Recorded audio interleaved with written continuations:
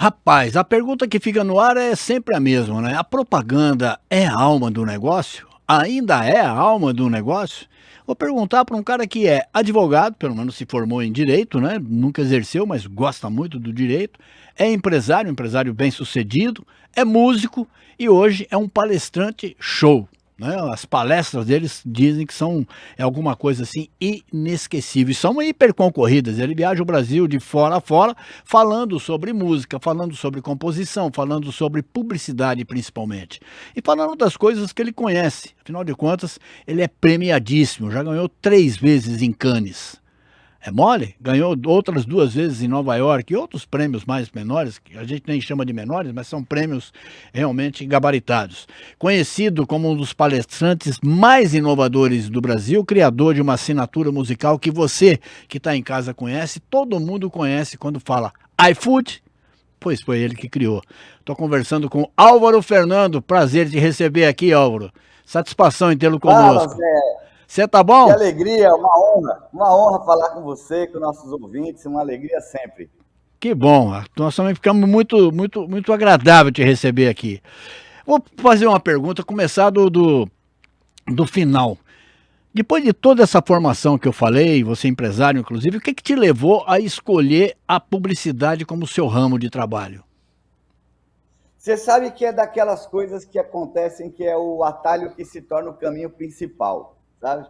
Aham. Quando a gente chega no momento de decidir aquilo que vai fazer da vida, a gente é muito novo, na verdade, né? Um conselho que eu dou para os jovens hoje, quando eles perguntam sobre carreira, etc., não tenha tanta pressa de se decidir o que você vai fazer, né? Porque quando a gente tem 18, 19 anos, a gente está começando a vida. Aí eu fui fazer a faculdade de Direito, como você disse, eu fiz faculdade de Direito na USP, no Largo de São Francisco, e ao mesmo tempo já estava montando o meu estúdio para ser um estúdio de arte. Quando fui convidado para fazer uma trilha sonora para propaganda, minha primeira trilha foi a trilha de um carro. Ô Zé, isso é. Não sei se eu devia falar porque identifica demais a idade, mas você lembra do Ford Del Rey? Opa! Quem é que não teve um? Nem Ford tudo, Del Rey, nem tudo são já estou flores na vida, né, arrependido. amigo? Mas, enfim, naquele momento era chiquérrimo, né? Era um lançamento assim incrível. E foi o primeiro trabalho que eu fiz e foi muito bem recebido. E isso deu origem a uma carreira que foi seguindo e se transformou o caminho principal através da música. Lógico que aí fiz muitos trabalhos de música sem ser voltado para publicidade, concorri ao Grammy com isso, fiz shows tocando na Europa, nos Estados Unidos, logicamente vários shows aqui no Brasil, mas a publicidade se tornou uma pedra importante, né, na minha mochila ali, né? O conhecimento da publicidade, da comunicação e em especial da arte aplicada, né? Que é a música feita para propaganda. Então foi assim que aconteceu a magia. A música te ajudou a ingressar nesse universo da publicidade, Álvaro? Foi através dela, né? E sempre fiquei nela. Você sabe, Zé, que eu fiz 3.000 trabalhos. Já 3 mil? imaginou? 3.000 trabalhos, né? Eu estou, sem dúvida, entre os produtores do Brasil que fizeram um maior número de trabalho, né? Claro que tem outros que fizeram muito mais ainda, né? Mas eu estou entre os que fizeram mais. Fui presidente da APROSOM, né? Da Associação dos Produtores de Fonogramas Publicitários do Brasil. Então, quem conhece o ramo do estúdio de som me conhece, né? Conhece o meu trabalho. E a música na minha opinião, a arma mais poderosa da comunicação. Ah, não tem a menor dúvida. Você é autor de uma série de músicas famosas em publicidade na TV, mas também é reconhecido pela voz, né? Aliás, não só pela voz, pelas vozes, né? São várias entonações de voz. Como é que você consegue esse tipo de coisa? O que, que você leva para palestra o uso do vocal? É importante. Você sabe que houve um tempo onde as locuções publicitárias elas eram todas muito vozeirões, né? Aham. Então, as grandes marcas todas, elas tinham locutores que tinham vozes poderosas, assim, falavam um negócio assim, Bradesco, sempre com você, sabe? E num certo momento começou a haver uma tendência de vozes, queremos, os clientes chegavam para a gente e falavam assim, queremos vozes de pessoas normais. Falei, mas o que é uma pessoa normal para você, né? Tipo, porque para isso que existe ator, né? Porque nem todo mundo fica tão à vontade na frente de um microfone. Então a gente chama um ator que é uma pessoa que tem essa capacidade de falar naturalmente, mesmo sabendo que está sendo gravado, né? E foi, não, mas nós não queremos um ator, queremos uma pessoa mesmo. Falei, então sou eu vou fazer sua locução. E assim comecei a fazer uma locução atrás da outra e hoje tenho uma série de locuções que quando a gente fala, nas palestras eu faço isso, todas as pessoas lembram, né? Se você quiser, eu dou uma palhinha aqui para você. Lógico, queremos sim. Estamos ansiosos para isso. Então, se eu falar assim, ó. Guaraná Antártica, esse é o sabor. Eparema, nova embalagem, novos sabores. Chegou sem parar o novo chocolate da Nestlé. iFood, baixou, pediu, comeu. Essas entonações, como é interessante, Pessoas... né? Como uma simples entonação muda, né, a característica da propaganda. tem uma que ficou bem conhecida mesmo, que fala assim, ó. Se persistir os sintomas, o médico deverá ser consultado. Eu achei que eles fizessem correr a fita para dar esse sintoma de atropelo, né, nas palavras. A gente usa um software, né, que a gente usa o termo amassa. Você vê que não é uma coisa muito bonita de se fazer, amassar as coisas, né? Mas a gente consegue hoje comprimir o tempo sem... Antigamente era com a rotação, né? Então a voz, quando ficava mais rápida, ela ficava mais fina. Você lembra disso? Lembro, Aí opa! depois você consegue correr. Eu acho que isso, inclusive, deveria ser discutido, porque esse texto é um texto legal, né? Não é uma opção você colocar isso. Assim como, por exemplo, quando a gente tem a época das campanhas políticas, é um texto legal que as propagandas em áudio, elas terminem com a assinatura de quem está dizendo aquilo, né? Então, às vezes, a Exato. gente ouve, a gente deveria ouvir assim, coligação... partido X, Y, tal, e a gente ouve um negócio assim, coligação PT, Cara, você faz isso com uma facilidade, com uma perfeição. Ô Álvaro, eu já falei na abertura aqui, na apresentação, você já recebeu 3 leões de ouro em Cannes, 2 medalhas do New Não, York. um de ouro e 2 de prata. Eu Um de queria ouro, que 2 de fosse prata. 3, De qualquer forma, você foi mas 3 não, vezes. tá bom demais. Eu não vou Lógico que tá reclamar, bom, não vou vixe. reclamar. Você Tem um amigo que 3 fala assim, não engana o anjo da guarda. 3 leões lá em Cannes, 2 medalhas no New York Festival, 2 Esse é as duas estatuetas, de primeiro lugar. 2 em primeiro lugar, então vai me corrigindo aí, e 3 estatuetas no London International Awards, e Também 3 são 3 de vezes, primeiro lugar. também em primeiro lugar, e 3 vezes o profissional do ano, que é aquele famoso da Rede Globo, né? Com tudo isso, a publicidade ainda te atrai? Tem mais o que demonstrar ainda? Ela sempre é atraente, a publicidade, mas eu tomei um caminho principal diferente há alguns anos, né? Eu achei que eu já tinha feito tudo que eu tinha que fazer. Como eu disse, 3.000 trabalhos está bom, sabe? Isso leva a gente até para uma discussão mais importante que talvez interesse tantas pessoas dos nossos ouvintes, né? Até quando a gente deve fazer só uma coisa na vida da gente, né? Tem uma coisa importante para a gente dar o 100% naquilo que a gente faz. O 100% não é uma medida de esforço, sabe? Então você, de repente, alguém fala assim, pô, você não está esforçando tanto, está com o braço curto, corpo mole, então precisa se esforçar, mas precisa dar o seu 100%, né? O que acontece é que quando você vê um cara acordar às 5 horas da manhã para ir jogar vôlei na praia lá. Vamos escolher uma praia para a história ficar com o cenário. A praia do Leblon, de Ipanema, você chega ali às 5 horas, tem gente jogando às 5 horas da manhã. O que faz o cara levantar, às 5 horas da manhã para jogar vôlei. Sabe o quê? O adversário que ele vai encontrar lá. A qualidade do amigo dele que está lá para jogar com ele. Então, ele não vai lá porque ele gosta de esporte, ele gosta de acordar cedo, que saúde, ele vai na praia, não é isso. Isso daí faz parte também. Mas a principal informação que a gente deve olhar para analisar o que acontece ali é que ele chega lá e saca com toda a força. Ele joga a bola para cima e bate com toda a força e o amigo dele defende a bola. E o jogo continua. Se ele chega lá e saca com toda a força, o adversário não pega a bola, ele saca um pouco mais fraco, para dar jogo.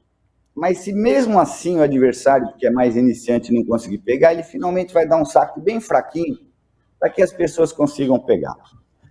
No dia seguinte, ele vai arrumar outro lugar para jogar. Porque ele quer dar o saque dele mais forte, ele quer dar 100% dele. Então, perceba o 100% como um termo de medida de realização. A gente tem que estar sempre na vida da gente dando 100%, nesse sentido de se realizar. Existem ambientes de trabalho que propiciam a gente fazer isso. Existem categorias de trabalhos ou áreas que propiciam essa possibilidade para a gente. E, às vezes, depois de um tempo, a gente já fez o que queria fazer. Né? A gente fala que a vida é curta, mas a vida é longa também. Uhum. É curta então, se você vive pouco, né? Pois é, não é uma coisa assim que a gente fala, mas é abstrato isso, né? Uhum. Então, assim, chegou o momento que eu falei, eu quero fazer outra coisa. Sabe por quê, Zé? Por mais que seja demais apaixonante o estúdio de som, mas você está sempre fechado. O estúdio de som tem uma característica, ele tem que estar fechado. E chegou um momento que eu falei, eu quero sair, eu quero viajar, eu quero conversar com as pessoas, e me joguei no mundo das palestras, que hoje está muito popular, mas há 10 anos atrás você falava para alguém, eu vou ser palestrante, a pessoa falava, mas existe isso mesmo assim, né? E aí viajei o Brasil todo e parei de fazer as trilhas. Às vezes eu faço palestra e a pessoa fala, que ótimo, vamos te ligar, queremos fazer uma assinatura musical e tal. Eu falo, eu vou indicar alguém. Entre outras coisas, você encontra tempo, inclusive, você divide bem o seu tempo, né? Você lançou 2 livros. Um deles é o Seja Protagonista. O título, já para mim, é extremamente atraente, né? Você tem que ser protagonista, defender o protagonismo, que vai muito além da liderança, é o que você defende, inclusive, mas isso inclui liderança, visão de mercado, capacidade de transformação. Como é que você juntou tudo isso? Olha, primeiro, eu gosto de ligar para as pessoas e perguntar sobre as palavras, porque o significado das palavras é um negócio importante, né? Quando a gente liga para o profissional de destaque, um grande líder, às vezes que tem 600 pessoas numa organização que responde para ele, pergunta o que é um protagonista e tudo, e depois liga para um companheiro dele com perfil semelhante, talvez você colhe respostas diferentes, né? Então, o protagonista, às vezes, é visto como um cara que tem ideias novas, o cara que tem soluções novas, invenções, tipo, por exemplo, um pioneiro, né? Às vezes ele é um cara que é capaz de enxergar o futuro, então não é exatamente o cara que tem a ideia, mas ele liga isso com aquilo, liga os pontos, acaba usando a ideia do outro para fazer um negócio que ninguém imaginava e que aí sim torna-se um grande sucesso. Então ele é um visionário, sabe? Tem gente que acha que o protagonista é o cara que bate meta, o cara que vence sempre, acorda cedo e positividade, vamos para cima. Então ele é tipo assim um vencedor. Tem gente que acha que o protagonista ele é um cara que tem a palavra que está na moda há um tempo, resiliência. Então, ele aguenta qualquer parada, não existe cenário ruim, ele é sempre pau para toda a obra, está sempre ali do lado, realmente funciona em momentos de crise e tal. E tem, por último, o quinto e último grupo, que é aquele que é capaz de juntar pessoas em volta de um objetivo ou propósito, quer dizer, um líder. Uhum. E todos eles, esses 5, às vezes a gente tem um pedacinho de cada um dentro da gente, uma hora a gente é um pouco outro, ou então a gente é mais um tipo mesmo, né? Todos esses são a pedra preciosa do mundo dos negócios, da organização. Quer dizer, você ter um cara com essa característica do seu lado, na tua empresa, na tua equipe, é muito bom. Nem todo mundo está afim de correr riscos e assumir responsabilidades, mas é isso que faz o protagonismo na vida da gente, né? Então, eu juntei todas essas entrevistas, casei com a minha experiência, a minha trajetória, no que eu aprendi nesse mundo todo de atendendo todos, posso dizer que se não são todos, 90% dos maiores anunciantes do país, e 10 anos viajando, fazendo palestra, para contar histórias engraçadas, curiosas, bem-humoradas, mas que passem esse conteúdo sobre assumir o leme da vida nas mãos, fazer o que você quer, né? A gente começa com a seguinte pergunta: até quando você vai esperar para fazer aquilo que você realmente quer fazer? A não ser que você não queira ser o protagonista, né? Você se contente em ser apenas um serviçal ali, a serviço do. Ou, enfim, um figurante ali. É muito ruim isso quando você chega no final da trajetória e fala: puxa vida, eu não fiz nada além de ser um figurante, um mero figurante. Deve ser muito Pois é. desencantador, né?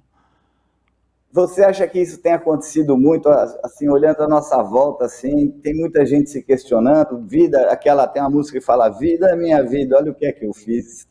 Pois é, mas tem. Principalmente na minha área, né, de jornalismo, que você espera que o jornalismo seja um jornalismo de provocação, um jornalismo provocativo, um jornalismo de indagação, de denúncia. E não existe mais isso, né? Lamentavelmente é uma verdade. Mas vamos falar de publicidade. Queria falar, você conseguiu musicar com pequenas notas musicais uma das empresas mais atuantes do mundo, em todas as partes do mundo, que é o iFood. Propaganda aqui vai de graça. Quando você fala do iFood, é iFood normal, mas quando você cantarola a música, é impossível não ligar a coisa, né? iFood, como é que você conseguiu fazer isso? É isso mesmo, né? Que impressionante, né? O poder, assim, hoje é considerada a assinatura musical mais conhecida do Brasil e pode se tornar a assinatura musical mais conhecida de todos os tempos, né? Porque ela já é a mais conhecida do Brasil há muito tempo. Quando a gente ouve um final de uma orquestra, né? Geralmente a gente lembra de uma coisa assim, tipo... Tchan, tchan, que é o que na música a gente aprende lá nas primeiras aulas, que é uma solução musical, né? Quando algo... A gente sente aquela sensação de que terminou, de relaxamento e tudo, né? Como a gente tinha uma coisa muito rápida aí, a gente só tem a nota e a solução, né? iFood, já acabou. E ela tem uma maneira de cantar um gestual, assim, que se você olhar bem, é meio operesco, é meio... puxa para uma coisa italiana, porque a cozinha italiana, ela permeia, ela vai do Oiapoque ao Chuí, né? A culinária brasileira tem tantas características, tantas diferenças, mas não há um lugar onde uma pessoa não come um macarrão. Não há lugar do Brasil onde você fala assim, você sabe o que é a macarronada? O cara fala não, ele fala lógico, né? Pode ser lá no Rio Grande do Norte ou pode ser ali no Rio Grande do Sul.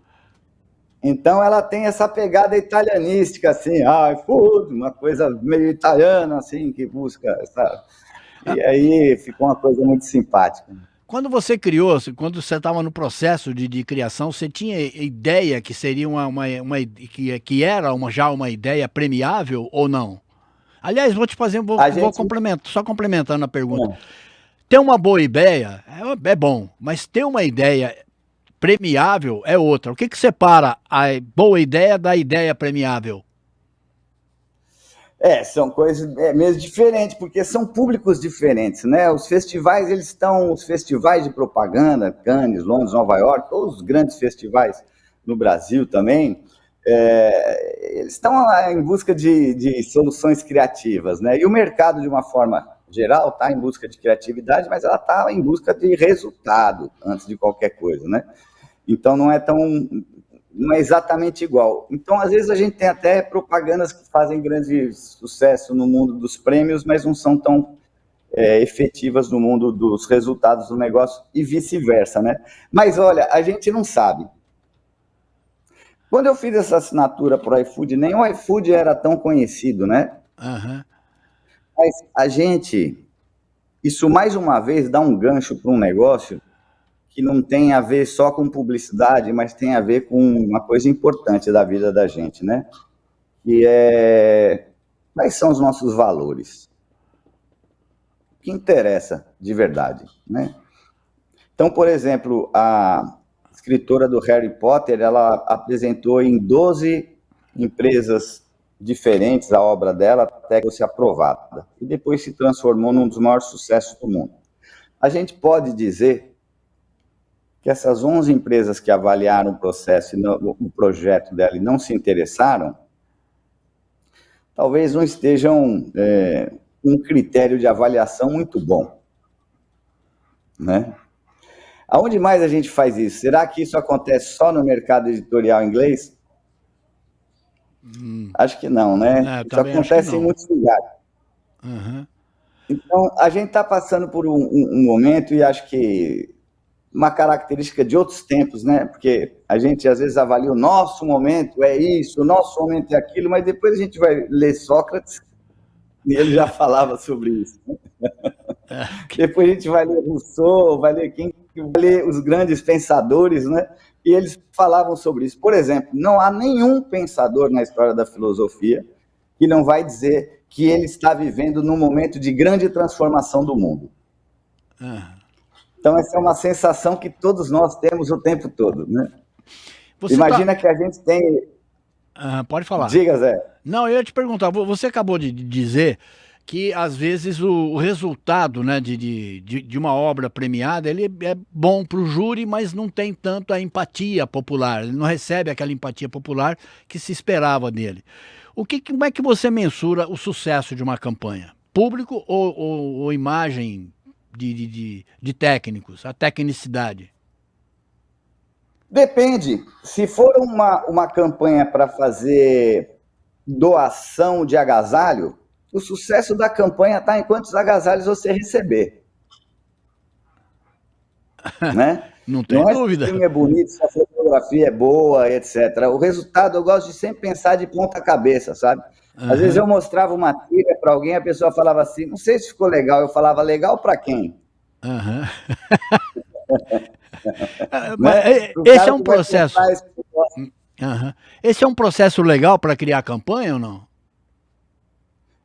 Sempre olhar. Eu tenho um negócio que chama método sanduíche. Quando a gente faz o sanduíche, a primeira coisa que a gente faz é colocar o pão de baixo em cima. Você pede para alguém, como é que você faz o sanduíche? Primeira coisa que todo mundo faz, nunca vi uma receita diferente. Coloca um pão embaixo. Depois coloca o que você quiser, e cada um tem a sua receita, e coloca o pão em cima e ficou pronto o sanduíche. Então, primeira coisa, qualquer reunião, seja de palestra, de trilha sonora com o seu cliente, primeira coisa que eu quero saber, o que tem que acontecer quando a gente for embora? Não vamos ficar tratando aqui de algo que não é o nosso resultado. O que é para acontecer? Né? E daí vamos criar para esse resultado. Então, quando você está num processo de criação, você define o target, define o público-alvo, né? Sim. Sabe o que acontece? Vamos falar de criação? Olha só. Tem um negócio que o cara tem que entender, que é o seguinte. O que vem primeiro, 1 ou 2? Primeira coisa que o cara pensa, o 1, né? Claro, resposta óbvia, 1. Mas não. Porque, pensa bem, só existe tudo e nada. Você inventar um negócio que é uma coisa que é o 1, ele vai ter que ter uma fronteira com alguém. Esse alguém é o 2. A existência do 2 é fundamental para o 1. Senão você não consegue identificar uma coisa única. Você vai ficar no tudo ou nada. Para ter o 1, vai ter que ter fronteira. Se a fronteira tem, é com o 2. Isso é muito importante para a criação, que é o seguinte. Sabe quando você tem um maluco dançando numa festa? Ele fica dançando sozinho. E está todo mundo conversando e ninguém vai dançar. Mas tem lá um maluco dançando. Se ele é teu amigo, até você passa meio de lado para não passar vergonha, não cumprimenta, né? Fala, pô, não vou nem cumprimentar, porque pô, assim não dá, né? Tá dançando sozinho. Esse cara é o número 1, é o maluco da festa, tá? De repente, tem um outro que resolve ir lá dançar com ele. Esse é o Ele 2. era mais, agora ele é um maluco que ele tem um companheiro, esse é o número 2, tá? A hora que começa o 2 dançar, aí vem o 3, o 4, 5, 6, 7, 8, vem todo mundo, lota aquele troço. Quem que lotou? O 1 ou o 2? O 1. O 1 que fez a loucura, mas ele ia dançar a vida inteira ali, se Sozinho. não vai alguém, né? Isso daí é uma analogia do que acontece na criação. Você que é criativo, eu que sou criativo, eu só vou ser capaz de fazer um negócio legal se você que me contratou acreditar. Entendeu? A hora que você cria um negócio diferente, a pessoa fala, não, mas será? Não, meu chefe não vai gostar, não sei e tal, mas não dá para tirar o macaco? Não dá para tirar a voz do monstro? Daí fica só a pessoa sozinha? Tá bom, aí perdeu a graça.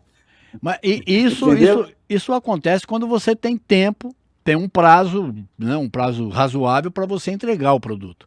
Mas nós vivemos numa sociedade que tem muita pressa, que a pressa nos atropela. Você já criou sob o impacto da pressão, não? O tempo inteiro, a pressa é em todos. Antigamente, tinha um negócio que chamava motoboy. Então você tinha uma fita de beta que a pessoa levava para a emissora. Eu cheguei a fazer trabalho que o cara me ligou, trouxe a fita chegou no estúdio. Eu falei, escuta, mas quanto tempo a gente tem para fazer isso? Estou falando de campanha que está indo para a Rede Globo, para o ar. Ele falou assim, faz tranquilo, o motoboy vai ficar esperando. Que tranquilidade, hein? Espera do motoboy. Então, assim, a gente já criou coisas assim, de prazo corridiço, mas eu quero só deixar esse ponto sobre o que é a criação. Quando a gente fala da mulher lá do Harry Potter, ela só virou o que ela virou porque alguém acreditou, porque 11 não acreditaram. Então, o criativo, ele é uma peça da criação, mas o cara que faz o cheque é a peça mais importante. Empresas me chamam assim, eu quero que você faça palestra sobre criatividade aqui para a minha equipe de gerentes, que eles estão um pouco criativos, não estão criando novas soluções. Eu falo, não, deixa eu falar com seus diretores. Aposto que seus gerentes estão criando coisa legal, sim, são os diretores que não aprovam, não querem correr risco, e daí preferem deixar como é. Sabe? Então, a criatividade ela vem do risco nas grandes empresas. Precisa alguém acreditar. O número 2 tem que ir lá dançar também. Senão não acontece nada. Você estava falando de ideias, né? Ideias encruadas que elas ficam, às vezes elas não vêm. Você consegue mentalizar o que você quer, mas não consegue idealizar, colocar na prática, né? Como é que você faz isso? Como é que você de repente desenvolve? Até que apareça, obviamente, a mulher do cafezinho que fala uma bobagem qualquer, fora de qualquer esquadro, e de repente a solução é aquela. Como é que você descobre esse insight? Essa é a diferença do criador profissional, né? Por isso que o cara te chama, porque ele sabe que você não vai falar, tá, quando eu tiver uma ideia eu te ligo. Ele fala, amanhã eu volto aqui com uma ideia. Como que você faz isso? É igual a gente faz tudo na vida. Como é que o cara consegue correr, ser um Iron Man? O cara vai lá e corre, nada e anda de bicicleta, treinando. Então, assim, a criatividade também é assim. Tem uma coisa importante, Zé. Você quer que eu diga os elementos de uma criação ou ficar muito técnico isso? Não, vamos falar, tranquilamente. Ribeirão Preto tem pelo menos uns 4 ou 5 cursos de propaganda e publicidade. Tem agências muito fortes e é um papo que interessa para todo mundo, para quem está em casa também, que está vendo e que é curioso, como eu, gosta de saber dessas coisas. Vamos lá. Então, legal, porque se você for procurar na literatura como criar, você não vai achar muita coisa, tá? Mas eu vou passar um conteúdo aqui importante de um livro que tem 3.000 anos, chama Upanishad, um livro indiano, tá? Então, ele é de antes de Cristo. Mas é incrível a contemporaneidade do que ele explica. Você tem 4 elementos aqui que fazem você ter um insight. Sabe aquele cara que está no chuveiro tomando banho? Ah, tive uma ideia. Como que isso aconteceu? Tem um negócio que chama repertório. Então, por isso que é importante ler, por isso que é importante ir no cinema, ouvir música, para você ter repertório, né?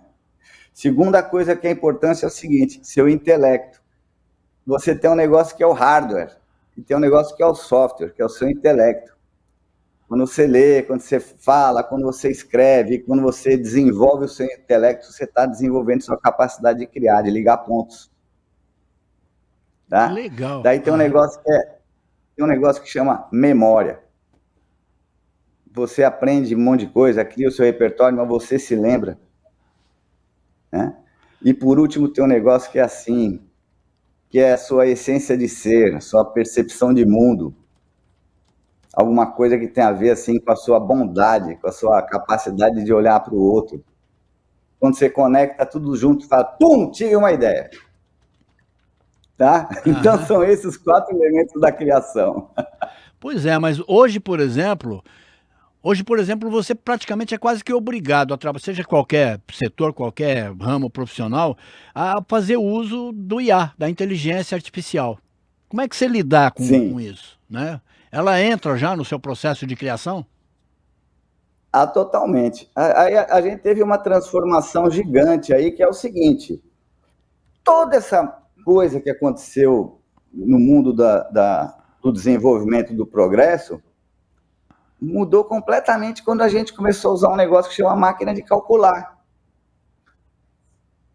Imagina, por exemplo, você fazer um mapa astral, quer dizer, você vai calcular a posição dos planetas há 20 anos atrás, no dia que alguém nasceu, à mão.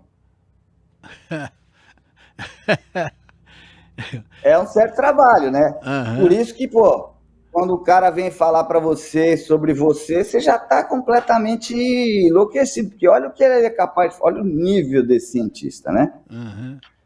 Imagina a evolução disso tudo. Hoje você coloca a data, pum, sai o site, sai o seu mapa astral, né? Você não precisa fazer conta nenhuma, nem à mão, nem com calculadora, nem com nada. Isso desenvolveu tanto que foi desenvolvido um negócio que é uma máquina de calcular de letra. O pessoal não entendeu ainda. Eles confundem muito IA com banco de dados. Mas a IA, para funcionar, ela não precisa estar ligada a nada. Ela pode ser uma caixa preta, igual uma máquina de calcular daquelas que você compra na feira de plástico. Quando eu comecei a usar a IA em 2021, ela tinha um ponto de corte. Era dia 11 de janeiro. Qualquer coisa que você perguntasse, ela falava, a partir de 11 de janeiro de 2021, não sei nada, porque ela não era conectada à internet. E você, inclusive, no chat GPT, desabilitar a conexão dela à internet. Ela passa só a pensar sozinha. Ali você chega e fala assim para ela, eu estou fazendo uma campanha publicitária assim, assim, assim, o que você acha? E você pensaria e bater um papo com essa máquina de calcular de letra e ela ser uma parceria de criação para você. É sensacional, Zé. Rapaz, quando você fala isso aí, nos leva a pensar, leva quem está em casa, quem está assistindo agora, leva ao pensamento, né? Você falou de um livro indiano de 3.000 anos, portanto, já antecedendo a Era de Cristo, essa coisa toda. Nós estamos falando de bloqueios criativos, né? O que supera hoje o ser humano? Pelo que eu vejo, nada, porque a criatividade está em você, a criatividade está em mim, a criatividade está em qualquer um dentro de casa, né? E supera, é questão de, com essa criatividade, você saber usar os mecanismos que a eletrônica hoje coloca à sua disposição. Ou não é assim? É isso, só que é o seguinte, quando a gente muda de casa, a gente fica mais preocupado com a padaria perto que a gente não vai mais poder ir, do que com a padaria que tem lá, que vai ser legal também. Né? E agora, o ser humano tá ressentido. Nos congressos eu vejo muito falar sobre humanização e tudo, e há sempre uma questão assim, nós não seremos superados, sabe, o homem é importante, a criatividade nunca será tomada pela máquina. Isso é só saudade da padaria. Ah. A padaria é diferente o pãozinho lá. Então, assim, não dá para alinhar. A capacidade criativa dessas máquinas vai ser igual jogar xadrez, você não ganha da máquina. Só se for, sei lá, o campeão do mundo vai lá, ganha da máquina, mas acho que nem eles ganham hoje. Não dá para comparar com uma máquina que você conta uma história, você aperta um botão, conta toda uma história, fica falando lá assim, quando acaba você fala assim, me dá 10 slogans sobre, se eu quisesse fazer uma campanha sobre isso. E ela te manda tudo. E sabe como são os slogans? Ótimos. São muito assim, bons. que legal, cara. A música, você faz música dizendo para ela, faça uma música assim. E ela faz com voz, cantando e tudo. Olha que loucura. Agora, só para a gente não deixar essa resposta assim, que as pessoas ficam doloridas, elas querem a padaria, elas estão com tristeza de... Só para não deixar, deixa eu falar, o amor artificial, esse ainda não foi inventado. Então, não há menor perigo de substituir aquilo que realmente interessa, né? Que é o amor. Aí nós já estamos entrando numa outra área, numa outra seara, que é a seara da emoção.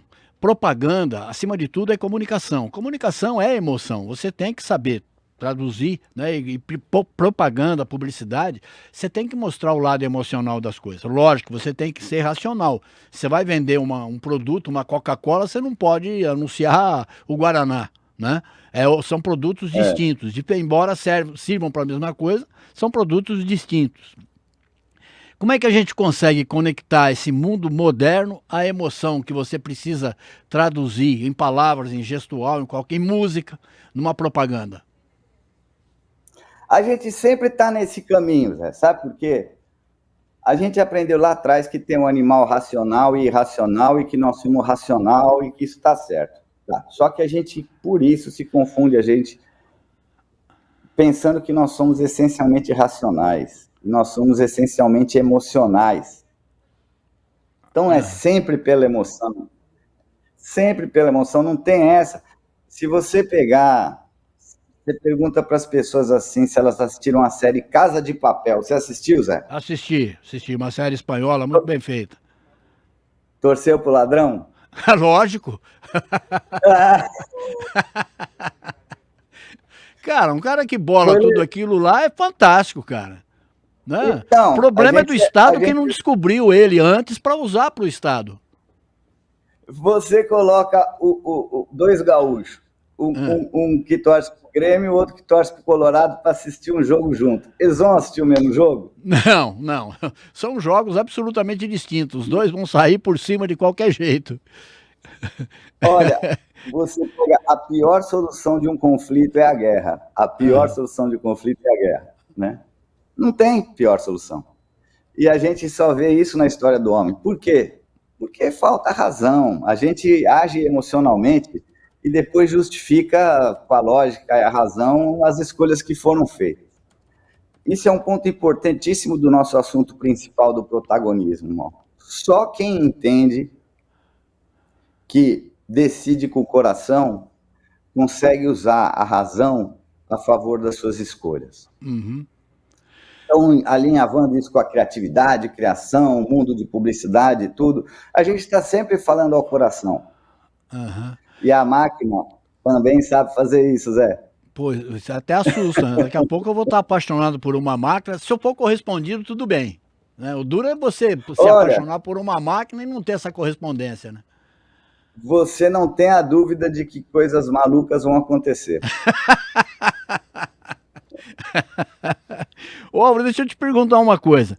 Hoje, quando você vende o iFood, você não vende somente em mídias tradicionais. Hoje você tem as redes sociais, que também é um forte polo consumidor, talvez até mais que muita mídia tradicional. As propagandas hoje elas são diversificadas, elas servem para a mídia tradicional, mas da mesma forma podem ser ocupadas pelas mídias de redes sociais? Tem aquela famosa frase, né? O meio é a mensagem, né? Então, assim, Às vezes um vira para o outro e fala assim, vamos no cinema? O que ele está dizendo nessa hora?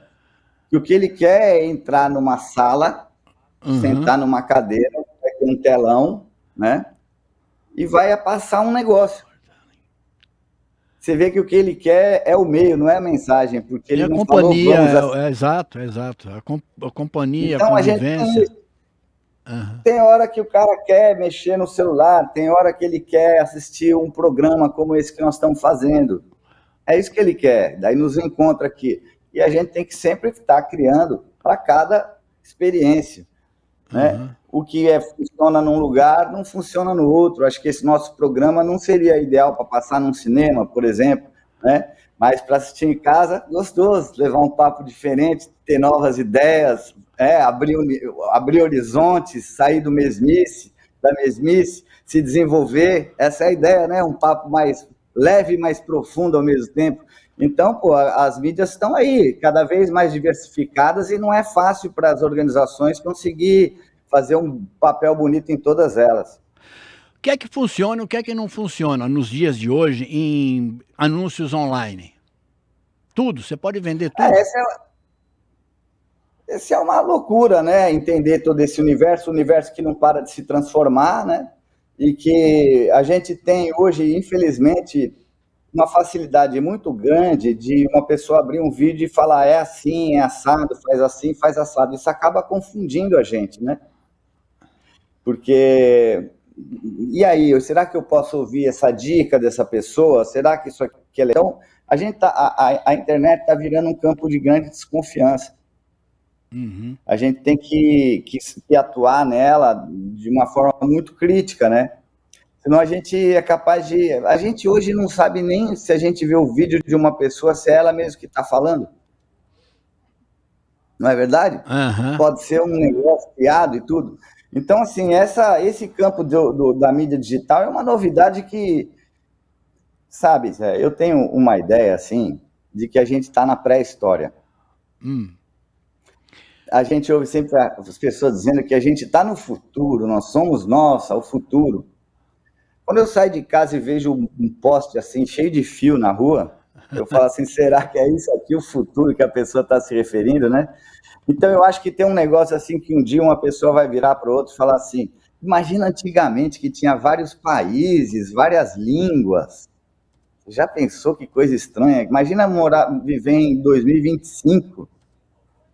Olha como é que era o mundo naquela época. Então, assim, nós estamos ainda aprendendo como é que as coisas funcionam, né? Ô Álvaro, eu gosto muito da transformação. Hoje, num programa de televisão, eu até disse isso, eu converso muito com arroz, com feijão, produtos de transformação, que eu adoro vê-los. Você vai para a cozinha, que já é um ato gostoso, você não come o arroz duro, cru, né? Eu sempre pego 2 ou 3 grãos depois dele temperado, ponho na boca para saber como é que é como é que é mastigar, como é que seria horrível você degustar aquilo num prato comum, né? Esse é o poder da transformação. Quando você transforma aquilo que você tem que vender em publicidade, você está exercendo o seu poder de transformar o mundo, de transformar a comunicação. Mas eu fico pensando, e as ideias perdidas? Aquelas que não foram aproveitadas? Você não tem dó de jogá-las fora assim, desprezá-las? Pô, não serviu para nada. Não tenho. Cara, isso é a pólvora da criatividade, o desprendimento daquilo que a gente faz. Isso é a coisa mais... A pasta das coisas que eu nunca vou usar. Porque quando a gente cria as coisas, justamente, se você fica ressentido quando aquilo não dá certo, às vezes você nem mostra, e aí aquilo vira um processo doloroso. Às vezes você faz um negócio maravilhoso, leva para o seu cliente e ele fala assim, não foi nada disso que eu falei. Você pode querer morrer, ou pode falar, então pronto, apaga essa porcaria, o que nós vamos fazer? E é muito importante esse desprendimento, sabe, de largar aquilo que... Vamos para frente, vamos fazer outro então, beleza, tá tudo certo, tem que ser assim, não pode se agarrar. Você já reparou, você pega esses nossos grandes compositores, você pega, por exemplo, independente de gosto, para você que está nos ouvindo, se gosta desse ou não, mas, por exemplo, pega o Roberto Carlos. Roberto Carlos tem um livro dele que chama 750 Músicas de Roberto Carlos. 750? É. Rapaz. Eu gravei um disco de músicas do Marcos Valle, que às vezes as pessoas não ligam aquela. Hoje é um novo dia, é Marcos Valle, né? Aquela música de não existe nada mais antigo do que cowboy que dá 100 tiros de uma vez. E ao mesmo tempo, viola enluarada, a mão que toca o coração. É Marcos Valle. Marcos Valle tem mais de 700 músicas. O Marcos Valle, então, inclusive, é autor do hino nacional, né? Do Chitãozinho Chororó lá, Evidências. É dele e do Zé Augusto, não é? Tá vendo? Esse nem eu sabia. É dele então, e do Zé Augusto. Assim, como que faz um volume dessa obra assim, né? E nós poderíamos citar muitos outros autores nossos. Não pode se agarrar, tem que ter desprendimento, bola para frente. Agora, quando você fala do cliente que de repente fala, não é nada disso que eu conversei, vocês não entenderam porcaria nenhuma. Como equilibrar? Qual é o processo que você usa, né, para equilibrar a ousadia criativa, né, com os objetivos do negócio do cliente? Esse daí é um grande segredo, porque se você não entender o briefing, a casa vai cair para você. Então, qual é a principal característica de um criador de obra feita sobre encomenda? Entender o briefing. Por isso eu escrevi o meu primeiro livro, Comunicação e Persuasão, o Poder do Diálogo. É um livro que se opõe a todas as técnicas de manipulação, influências, etc. e tal, Cialdini, essas coisas que fazem você chegar ao sim e tal, e coloca a sinceridade e honestidade como forma de comunicação e construção de carreira. E funciona. Não existe nada mais lucrativo que a honestidade. Você não existe nada mais educativo do que a honestidade. Uma frase forte. E mais lucrativo também. Ué, na medida também que ela Sabe, se você fizer uma conta hoje de quem foram as pessoas que ganharam mais dinheiro no mundo, daí você vai colocar numa coluna todas as pessoas que agiram honestamente. Você vai ter um mundo de gente. E você que está começando sua carreira, pule para essa coluna, você será reconhecido.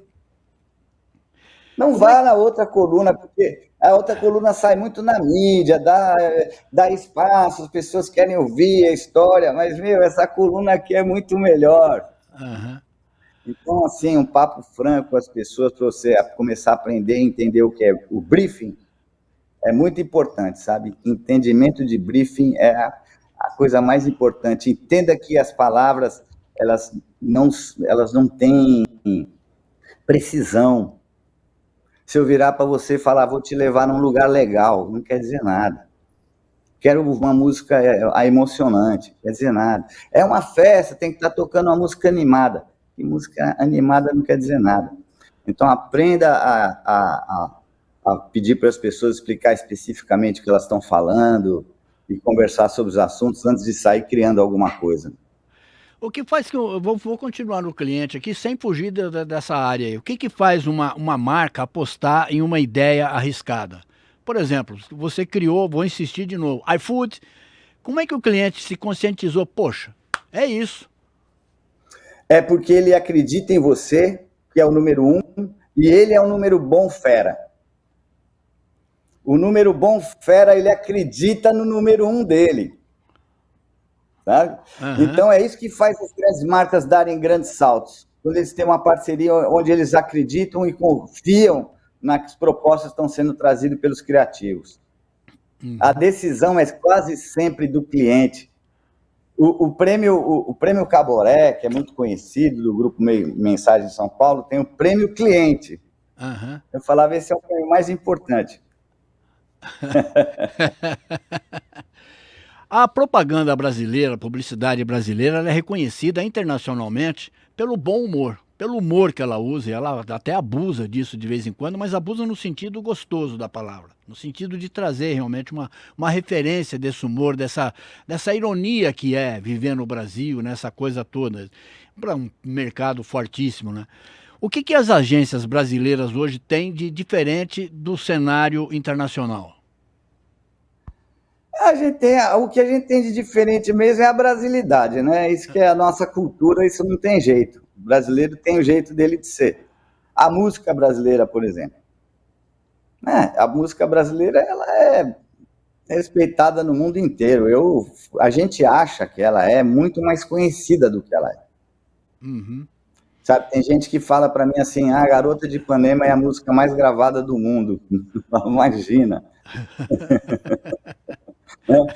Isso não é que não dê, Uhum. é que não dá. Mas a gente tem essa característica nossa, onde a gente vai. Eu cheguei a tocar, Zé, desculpa me alongar, Não, fica à por vontade. exemplo, num festival na Alemanha.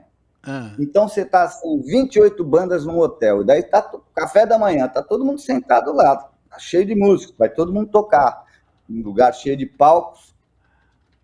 Daí tem músico que entra assim e fala assim, Where is the Brazilian guys? Né? Cadê os brasileiros? Daí você fala aquilo, fala, pô, eu queria conhecer vocês. Né? o, o que é que eu acho assim. O Lavoisier já disse isso, que na natureza nada se cria, tudo se copia. O Chacrin, o Abelardo Barbosa, nosso mestre inteligente, ele criou, na televisão nada se cria, tudo se copia. Ainda há espaço para se criar na mídia publicitária no Brasil? Caramba, sempre. E tá cheio de gente fazendo isso. Volta e meia a gente se depara com um negócio que a gente fica rindo e mandando para os outros e compartilhando e mostrando para as pessoas porque a gente achou legal, né? Uhum, Então isso nunca vai acabar, sempre vai ter isso. uhum. A nossa produtora aqui, a Letícia, que é a editora do programa, ela mandou para mim, certa vez, ó, boa notícia. Aí mandou uma materinha lá. Depois, na segunda vez, ela mandou boa notícia. Eu já não li, porque eu achei que ela tinha mandado em repetido. Não é. Ela criou uma forma de alertar que existia, ou existem, né, boas notícias, boas novas, num mundo absolutamente decadente, de guerras, de ódio, de desinformação, essa coisa toda. Aí eu comecei a prestar atenção. E realmente ela consegue pegar no noticiário nacional, que é uma coisa, uma raridade, boas notícias. Aquela boa nova que passa desapercebido, lá no cantinho de página, no fundo do jornal, e que você não vê. Isso é criatividade. Então, é criatividade e, pô, Letícia, você é show de bola, sabe? Ah, ela está agradecendo aqui. Sabe? Ah, que legal. Você sabe, Zé, que eu viajo o Brasil inteiro. Essa semana, nós estamos na sexta-feira, eu fiz palestra em 3 municípios. Uhum. Né? Então, eu vivo em hotel. Então, eu sei que quem é entrevistado não tem muito direito de fazer pergunta, mas eu queria te fazer uma pergunta, se você me permitir. Lógico. Quando eu vou tomar café da manhã e o hotel deixa a televisão ligada, haverão notícias assustadoras. Sabe? Por quê? Por quê? Por que que a gente tem que ser assim? Por quê? É uma boa pergunta. Eu, por exemplo, na minha casa, eu almoço por volta de meio de meia, 1 hora, 1h30. É o horário dos telejornais, os jornais da hora do almoço. E são isso que você está colocando, são tragédias. Né? E aparecem Então, todo tipo de tragédia, nota policial, nota política, nota social, tudo tragédia levando para esse lado. Porque hoje o universo, né, ele é composto de muitas tragédias que valorizam mais a audiência, essa coisa toda. Então eu já decidi, não se assiste mais televisão na sala de jantar durante o jantar, durante o café da manhã ou durante o almoço. Qualquer tipo de não refeição. dá. Não dá, não dá. E o que acontece quando a gente viaja?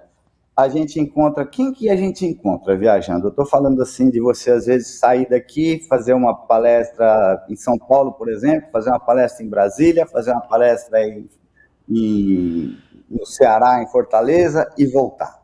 Tem diversos lugares aí. O que você cruza pelo seu caminho? Pessoas querendo te ajudar, pessoas te fazendo bem, pessoas que são boas. É isso que acontece. você chegar, pode acontecer uma coisa, um acidente, mas a grande parte não é isso, né? A vida não é essa. As notícias são essas muito. Uhum. Então, eu sempre deixo uma carta no hotel assim, eu acho que não deveria ter noticiário às 7 da manhã, é muito desagradável, a gente está acordando ainda e é muito pesado. E isso era sempre olhado assim, e sei lá, era uma coisa que eu sentia que eu fazia e que era meio fora do normal. Hoje, não só as pessoas olham e falam, é verdade, nós já estamos pensando nisso e tudo, pelo menos tirar o som, como muitos dos lugares que eu volto não tem mais, tem uma música tocando e eu vou lá e deixo uma carta, parabéns por ter mudado o café da manhã e tudo. Então, há um movimento nesse sentido já das pessoas. Não é possível que isso continue sendo assim. Não, e nem deve continuar assim. Para. Eu queria fazer outra coisa, que falta muito para você conquistar ainda na vida, ou você já se dá por feliz? Tem livros lançados, deve ter filhos, árvores plantadas, prêmios de sobra. Resta alguma coisa ainda para o seu desafio ou não? Você sabe que uma vez eu fui fazer um curso com uns indianos, uma organização chamada Art of Living. E um exercício era assim, agora você vai para casa, você vai responder num papel assim, o que você precisa para ser feliz e quando isso vai acontecer. Então, comecei a escrever ali meus objetivos, eu queria comprar um equipamento, eu queria fazer isso, eu queria participar de um programa, eu queria tal, e fui botando. Daí, quando eu acabei minha lista toda, eu li inteirinha e falei assim, pô, mas mesmo se não acontecer nada disso, eu ainda posso ser feliz. Né? Pode. Então, eu refiz a minha lista, refiz, e chegou uma hora que eu descobri que eu era um PhD em esperar. Né? Então, assim, 90% das pessoas que estão nos ouvindo, ou mais, já têm tudo que elas precisam para ser felizes, sabe? E às vezes elas estão esperando. A felicidade, às vezes, é uma decisão. Se você fizer esse exercício, faça, tão simples, tão valioso, pegue o papel na sua casa e escreva o que eu preciso para ser feliz e quando isso vai acontecer. Daí provavelmente você vai descobrir que você já tem tudo que você precisa para ser feliz. E tentar entender também que esperar não é expectar, né? A expectativa é uma coisa. A expectativa, quando você não tem expectativa, você cria a desesperança. Isso é ruim. Esperar são outros 500. Esperar a gente pode até esperar, mas ter essa expectativa de que coisas boas virão, sem dúvida. Porque às vezes a pessoa fala, mas feliz mesmo eu vou ser quando eu casar, feliz mesmo eu vou ser quando eu montar uma empresa, feliz eu vou ser quando me aposentar, feliz eu vou ser quando eu tiver um filho, aquele que casou, né? Primeiro era casado, aí casou, não, agora a felicidade é quando tiver um filho, daí depois da felicidade, daí não chega nunca. Então é melhor você tomar essa decisão de ser feliz, sabe? Hoje vai ser uma maravilha. Ou então realmente fazer doutorado, né? Se especializar em esperar. Um PhD. Álvaro Fernando, uma honra, uma alegria muito forte conversar com você. E conseguir entender durante esse bate-papo que a gente precisa ser um pouco anormal. E adotar essa normalidade como regra de vida. Parabéns, obrigado pelo papo. Essa frase é genial. Zé, você deixa a gente tão à vontade que a gente até esquece que a gente está gravando um programa, sabe? Que ótimo. É uma honra falar com uma pessoa tão inteligente quanto você. Recebo isso como um elogio com muita honra. Obrigado. Álvaro, forte abraço para você e o convite para vir a Ribeirão está de pé. O chopp está pago lá no Pinguim.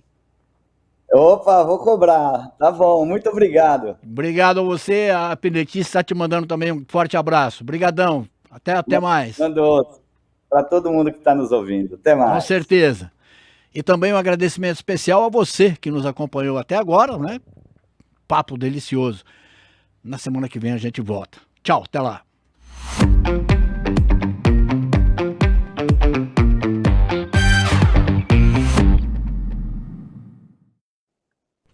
Se você quiser se despedir dele, Álvaro, obrigado, viu? Foi ótimo.